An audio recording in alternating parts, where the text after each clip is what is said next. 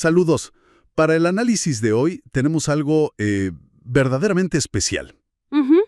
No es una pila de artículos, sino fragmentos de una obra que es en sí misma un universo completo. 100 años de soledad. De Gabriel García Márquez, exacto. Es sumergirse en una de las novelas más influyentes, yo diría, del siglo XX. Totalmente. Y nuestra misión aquí no es, pues, simplemente resumir la trama. No, para nada. Es intentar descifrar el ADN de esta obra maestra.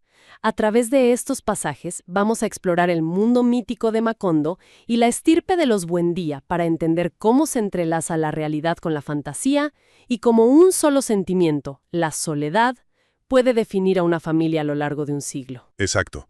Es como si nos hubieran dado un mapa genético de Macondo y de sus habitantes. Justo. Analizaremos su fundación, a los personajes inolvidables que lo pueblan, y ese destino que parece perseguirlos como una sombra.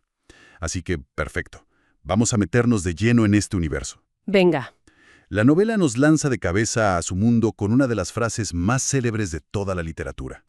Icónica. Muchos años después, frente al pelotón de fusilamiento, el coronel Aureliano Buendía había de recordar aquella tarde remota en que su padre lo llevó a conocer el hielo. ¡Qué manera de empezar! ¿Qué manera de empezar?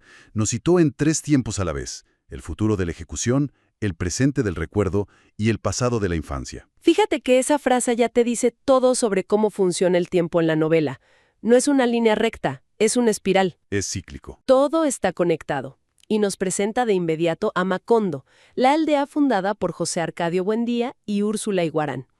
En sus inicios es un lugar casi bíblico, un paraíso recién creado. Sí, hay una cita que lo describe perfecto. El texto dice: el mundo era tan reciente que muchas cosas carecían de nombre, y para mencionarlas había que señalarlas con el dedo. Es increíble.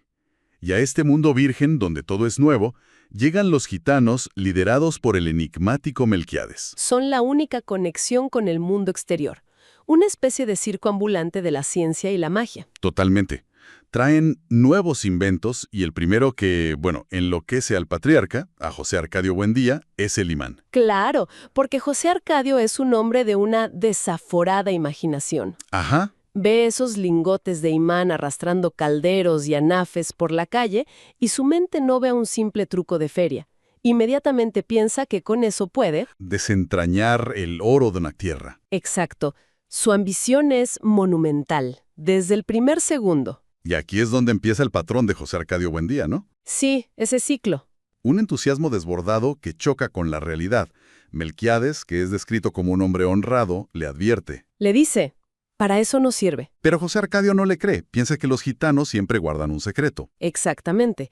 Y en esa desconfianza cambia su mulo y unos chivos por los 2 lingotes. Una fortuna para la época. Se pasa meses arrastrándolos por toda la comarca con un estruendo metálico infernal, convencido de que encontrará tesoros. Y el resultado de su épica búsqueda es... una armadura del siglo XV oxidada. con un esqueleto calcificado dentro. Es un fracaso poético, casi cómico. Encuentra el pasado, no el oro. Y no aprende la lección. Para nada. Porque al año siguiente, los gitanos vuelven con una lupa gigante. Ajá. Melquiades hace una demostración prendiendo fuego a un montón de hierba seca, y la mente de José Arcadio explota de nuevo. Otra vez. Concibe la idea de utilizarla como un arma de guerra. Quiere desarrollar la guerra solar. Es una locura maravillosa. Y de nuevo, choca con la lógica. Melquiades intenta disuadirlo, pero José Arcadio está obsesionado. Y termina cambiando la lupa por los imanes que le había comprado. Y un cofre con monedas de oro que su esposa Úrsula tenía guardado. O sea, sacrifica el patrimonio familiar por un sueño delirante. Lo increíble es la dedicación que le pone. Se encierra a experimentar, sufre quemaduras graves, casi incendia la casa. Todo con la abnegación de un científico. Sí, él está convencido. Incluso redacta un manual con dibujos de su arma solar y lo manda a la capital. Pasan años esperando una respuesta que, por supuesto, Nunca llega. nunca llega. Su imaginación siempre es demasiado grande para el pequeño mundo de Macondo. Y esta mezcla de lo imposible con lo cotidiano, tratado con total normalidad, es lo que se conoce como realismo mágico. El sello de García Márquez. Exacto. No se presenta como un truco o algo sobrenatural, sino como parte del tejido mismo de la realidad de Macondo. Un hombre que intenta crear un arma solar es tan normal como que llueva. A ver, para entender a los Buendía, los textos nos llevan a sus fundadores, José Arcadio Buendía y Úrsula Iguarán. Se les presenta como dos fuerzas opuestas. Él es la imaginación sin límites, ella es el cable a tierra. Pero, ¿no es una visión un poco injusta para ella? O sea, sin su pragmatismo, Totalmente. los Buendía no habrían sobrevivido ni una semana a las locuras del patriarca. Es una pregunta excelente. Y creo que tienes toda la razón.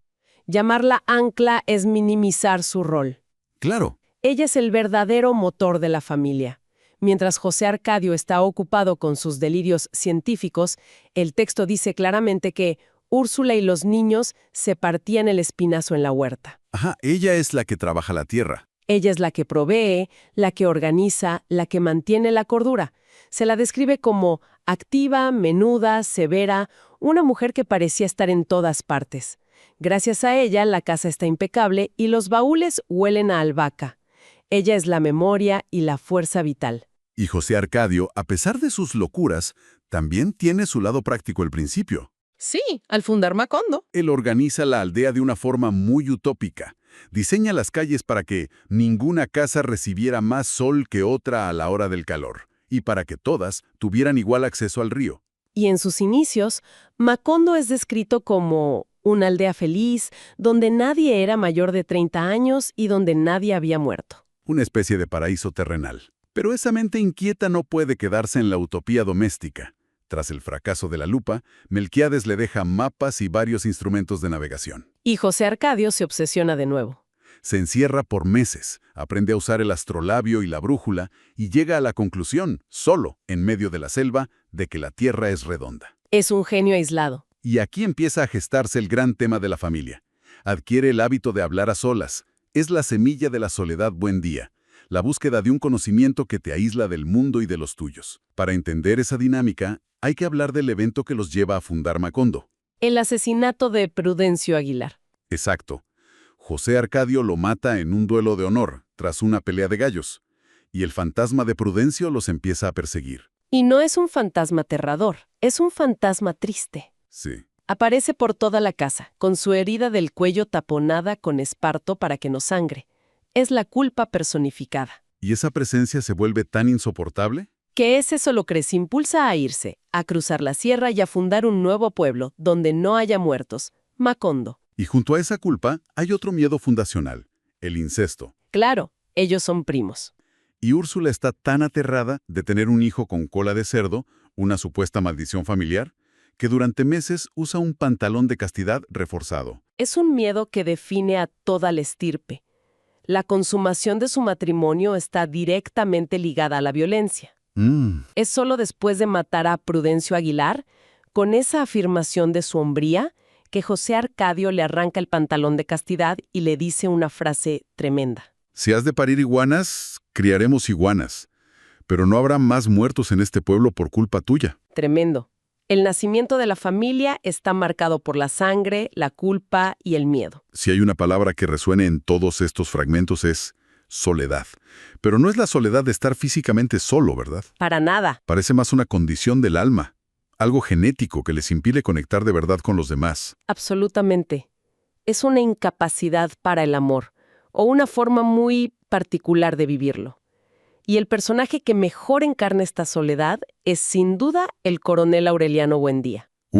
Su arco es devastador. Muchísimo. Empieza como un joven introvertido, casi invisible, que se pase el día en el taller de orfebrería fabricando pescaditos de oro. Sí, se enamora de Remedios Moscote, que es apenas una niña. Pero la guerra lo transforma por completo. Pasa de ser un artesano silencioso a un caudillo mítico que, como dice el libro, promueve 32 guerras civiles. Y las pierde todas. Y las pierde todas. Y en ese proceso se va vaciando por dentro. La guerra le endurece el alma hasta el punto de perder toda capacidad de sentir. Hay una escena clave ahí. Hay una escena clave en los fragmentos, una conversación con su amigo, el coronel Girinaldo Márquez. Girinaldo, cansado de luchar, le pregunta por qué siguen peleando. Y él responde que por el Partido Liberal. Pero Aureliano, con una sinceridad brutal, le responde: «Dichoso tú que lo sabes. Yo por mi parte, apenas ahora me doy cuenta que estoy peleando por orgullo. Uf, esa revelación es terrible. Es darse cuenta de que todo el sufrimiento, toda la muerte no tenía un propósito más allá de su propio ego. Claro. Y a partir de ahí, se vuelve un extraño para todos. Incluso para su propia madre. Cuando regresa a Macondo, Úrsula lo ve rodeado de una guardia que traza un círculo de tiza de 3 metros a su alrededor. Del que nadie puede pasar. Y ella piensa, Dios mío, ahora parece un hombre capaz de todo. Pierde su humanidad. Totalmente. Al final de sus guerras, lo único que quiere es borrar su propio rastro. Quema los versos que escribió en su juventud, regala sus condecoraciones. Y vuelve al taller. Su única actividad es volver a encerrarse en el taller a fabricar pescaditos de oro, para luego fundirlos y volver a empezar. Un ciclo infinito y solitario. Terrible. Y ese ciclo se ve en toda la familia, con la repetición de los nombres. Ah, sí. Es algo que Úrsula nota con el tiempo, cómo era la distinción que ella hacía. Ella se da cuenta de que el nombre parece dictar el destino. Dice que, mientras los aurelianos eran retraídos, pero de mentalidad lúcida, los José Arcadio eran impulsivos y emprendedores. Pero estaban marcados por un signo trágico. Exacto. La familia se convierte en una rueda que gira sin fin, repitiendo los mismos caracteres, los mismos errores y atrapados generación tras generación en esa misma soledad fundamental. Hablando de ciclos y de realidades extrañas, hay momentos en que el realismo mágico se desborda por completo. Y tanto. El ejemplo perfecto es La peste del insomnio. Llega a Macondo con Rebeca, una niña que aparece un día en la puerta con una talega que contiene los huesos de sus padres. Y con la costumbre de comer tierra. Ah, y con la costumbre de comer tierra y cal de las paredes. La peste del insomnio es una de las metáforas más geniales y aterradoras de la novela. Primero, la gente deja de dormir. Que al principio hasta les gusta. Al principio hasta les parece una ventaja. Tienen más tiempo para trabajar y divertirse. ¿Sí? Pero luego viene lo peor, la pérdida de la memoria. Empiezan a olvidar el nombre de las cosas, su función, los recuerdos. Todo. Y la solución que encuentran es increíble, casi infantil, pero a la vez profundamente filosófica. Aureliano empieza a etiquetar todos los objetos de la casa. Sí, mesa, silla, reloj. Pared. La lucha contra el olvido es literal. Llegan a poner un letrero en el cuello de la vaca que dice: «Esta es la vaca. Hay que ordeñarla todas las mañanas para que produzca leche, y a la leche hay que hervirla». Fíjate en la profundidad de eso. Muchos críticos ven en esta plaga una metáfora de la amnesia histórica y política, sobre todo en América Latina. Ah, claro. De cómo las sociedades pueden ser forzadas a olvidar su pasado, sus traumas, sus masacres. Y el lenguaje se convierte en el último bastión, la última herramienta para no perder la identidad por completo. Ponen un letrero a la entrada del pueblo que dice Macondo. Para no olvidarse de sí mismos. Es una lucha desesperada por no dejar que la realidad se desvanezca. ¿Y quién lo salva de esta plaga? Pues, ¿quién más? ¿Melquiades? Tenía que ser él. Regresa de la muerte porque, según él, no pudo soportar la soledad del más allá. Y llega con una pócima de un color suave que le devuelve la memoria a todo el pueblo. Él es siempre el que trae el conocimiento, ¿no? Siempre. El que conecta a Macondo con el pasado y con el futuro. Y es él, por supuesto, quien escribe el destino final de la familia en esos famosos pergaminos. Ajá, escritos en sánscrito y además cifrados. Durante 100 años, varios miembros de la familia Buendía intentan descifrarlos, obsesionados, pero sin éxito. Es la profecía que lo abarca todo. Los pergaminos contienen, como se revela al final, la historia de la familia, escrita por Melquiades hasta en sus detalles más triviales, con 100 años de anticipación. Pero tienen una trampa, una condición terrible. Sí. ¿Cuál era? Que no podían ser descifrados por completo hasta que no se hubiera cumplido el último hecho que relataban. O sea, no son una guía para evitar el futuro. No, son un espejo del pasado, pero que solo puedes mirar cuando ya todo es inevitable. Y no hay vuelta atrás. Refuerza esa sensación de destino sellado, de que no hay escapatoria posible. Exacto. A través de estos fragmentos, entonces, hemos visto un universo que nace de la nada, florece, se llena de guerras, de milagros, de plagas, y que está destinado a desaparecer. Sí. Y en el centro, una familia marcada por pasiones arrolladoras, pero sobre todo por una soledad que se hereda como el color de los ojos. Exacto. La historia de los Buendía es un engranaje perfecto de repeticiones y profecías, y todo culmina de una forma espectacular. El final. Al final, el último de la estirpe, Aureliano Babilonia, finalmente logra descifrar los pergaminos de Melquíades. ¿Y mientras los lee? Un huracán apocalíptico empieza a arrasar con Macondo, tal como estaba escrito. Uf, esa escena es demoledora. Siempre que la leo me da un escalofrío. Es la soledad absoluta. Ser el único espectador de tu propia desaparición. Y la de todo tu mundo. Mientras la lees en un manuscrito. Se da cuenta de que está leyendo su propio final en el preciso instante en que está ocurriendo. Y el libro cierra el círculo con esa frase final, que es la clave de todo. Porque las estirpes condenadas a 100 años de soledad no tenían una segunda oportunidad sobre la tierra. Un final tan contundente como poético. Cierra el círculo de una manera perfecta y nos deja con una pregunta flotando en el aire que es la que queremos, dejarle a quien nos escucha para que reflexione. Precisamente, el relato parece sugerir que el destino de los Buendía estaba sellado desde su origen incestuoso y violento. Pero la pregunta es, ¿eran realmente prisioneros de un destino escrito, de los patrones de su familia? Oh, ¿O esa falta de una segunda oportunidad es en realidad el resultado de la incapacidad de la propia estirpe para aprender a amar de verdad, para romper ellos mismos el ciclo de la soledad y conectar con el otro? Quizá la condena no era el destino, sino su propio corazón.